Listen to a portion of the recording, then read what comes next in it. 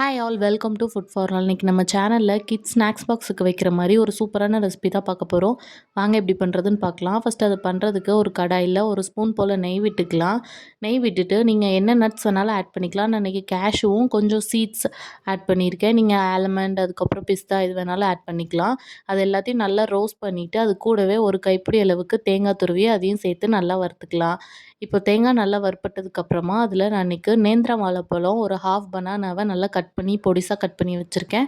அதையும் ஆட் பண்ணிவிட்டு இது கூடவே ஒரு 2 ஸ்பூன் நாட்டு சக்கரை சேர்த்துக்கலாம். பனானாவில் உள்ள ஸ்வீட்டே போதும்னா நீங்கள் நாட்டு சக்கரையை அவாய்ட் பண்ணிக்கலாம். ஆனால் இந்த நாட்டு சக்கரை வந்து ரொம்ப மைல்ட் ஸ்வீட்டாக தான் இருக்கும். 2 ஸ்பூன் நல்லா ஸ்வீட்டாக வேணும்னா ஒரு 4 ஸ்பூன் ஆட் பண்ணிக்கோங்க. இப்போ அந்த நாட்டு சக்கரை பனானா கூட நல்லா மிக்ஸ் ஆனதுக்கப்புறமா இதில் வந்துட்டு ஒரு 4 ஸ்பூன் போல் அரிசி மாவு எடுத்துக்கலாம். நான் இன்றைக்கி வந்துட்டு டபுள் ஹார்ஸ் பிராண்ட்லேருந்து அந்த அரிசி மாவு தான் எடுத்திருக்கேன். ஆப்பம் பண்ணுற மாவு அதையே சேர்த்துக்கலாம். நீங்கள் கொழுக்கட்டை டேஸ்ட்டாக வரும். அது கூட ஒரு பிஞ்ச் ஏலக்காய் சேர்த்துட்டு ஃபஸ்ட்டு அந்த பனானாவில் இருக்க ஈரம் படுற மாதிரி எல்லா மாவையும் நல்லா அதில் படுற மாதிரி மிக்ஸ் பண்ணிவிட்டு தேவைப்பட்டால் கொஞ்சமாக தண்ணி சேர்த்து தண்ணி சேர்க்கும்போது கொஞ்சம் ஹாட் வாட்டராக சேர்த்திங்கன்னா மிக்ஸ் பண்ணுறதுக்கு ஈஸியாக இருக்கும். கொழுக்கட்டை பிடிக்கிறதுக்குமே சாஃப்டாக இருக்கும்.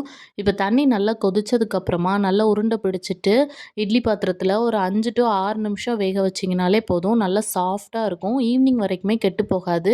நல்லா நெய் ஊற்றி நம்ம தேங்காவெல்லாம் வறுத்து போட்டிருக்கனால மணமாகவும் இருக்கும். இது நீங்கள் வாழை இலையில் கூட வச்சு பண்ணலாம். எப்படி இருக்குன்னு செஞ்சு பார்த்துட்டு கமெண்ட்ஸில் சொல்லுங்கள். நம்ம சேனலை மறக்காமல் சப்ஸ்கிரைப் பண்ணிக்கோங்க.